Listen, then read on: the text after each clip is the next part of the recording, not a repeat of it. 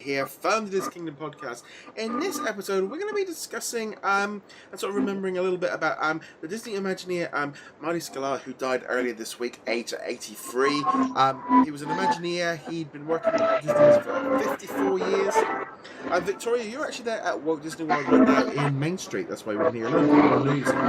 So, Yes. do you want to kind of give us a little bit of obviously, he worked there for a while, and originally started as writing for the Disneyland News, and then he kind of joined in into bits and pieces.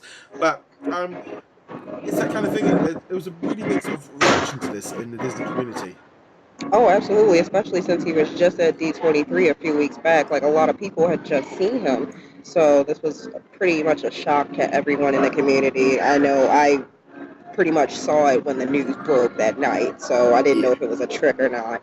It was very sad. Yeah, I mean, there is that kind of thing of, especially I think because he appeared at the D23 Expo only a couple of weeks ago.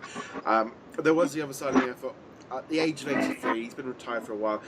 Sort of celebrities, let's say celebrities, but people that are well known, that get to a certain point, that surprise factor to me isn't there quite as much. But I still feel the fact that it came out of nowhere and everyone just literally just saw him a couple of weeks ago. He had such an impact. Actually, for Christmas, I was given his book, one that was sparked by my wife for Christmas, so I remember reading that on vacation earlier this year. So, definitely a major player in Disney. Hello? Sorry, that's me. I have a little bit of a cold at the moment, so I was just blowing my nose. No, it's okay. He honestly was just an amazing person. He worked with Walt Disney Imagineering, worked on many of the original attractions for Disneyland, mainly Tiki Room and It's a Small World. Yeah. Epcot Center. He supervised like basically every Disney park we have except I think Shanghai and Hong Kong. Yeah, he was there. Actually, he was at the opening of Shanghai, and I think he was. There's been pictures of him sort of being there, sort of doing, just in general, being at most of the international parks and being.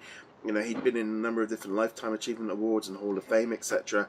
But yeah, I was actually. I'm definitely thinking now. I'm probably going to pick up his Disney Dream Do It. I've said I'm going to book up myself for my next vacation.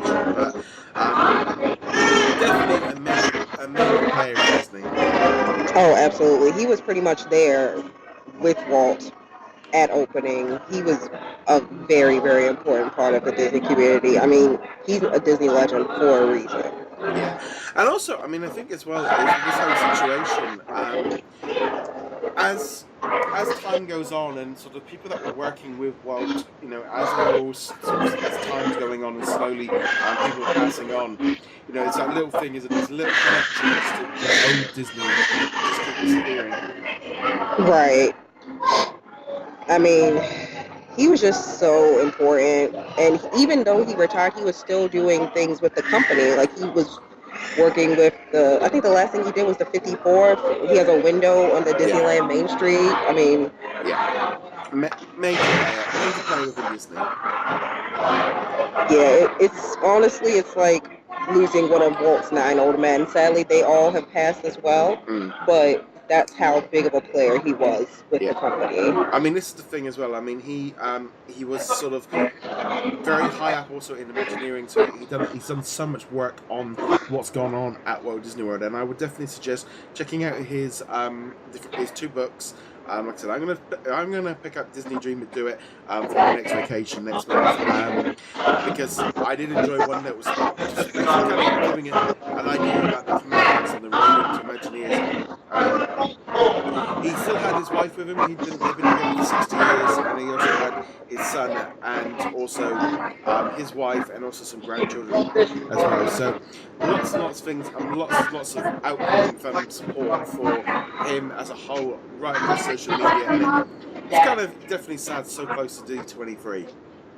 Yes, I feel like it's fortunate that we were able to see him at D23 because, it's the biggest expo that Disney has. So the fact that was the last thing we saw him at was actually a great honor. Yeah, it's definitely, yeah, it's it's sad for any time anything like this happens, and like I said, it's that thing of he was with Disney for so much, and there's probably so much as well that we maybe that his work touched on that a lot of us are probably completely unaware of, especially park fans. Oh, absolutely.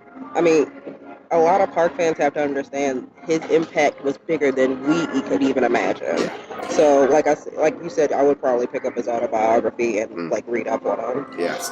So on that note, guys, we'd love to know, if you have any memories or anything that you want to say on this one, we'd love to know your thoughts. As per usual, hit that subscribe button. Check us out over at DisKingdom.com, and hopefully as well, the family and our support goes out to everyone that knew him and also his family and stuff as well. Absolutely. Guys, thank you very much for watching. See you next time. Later. Bye.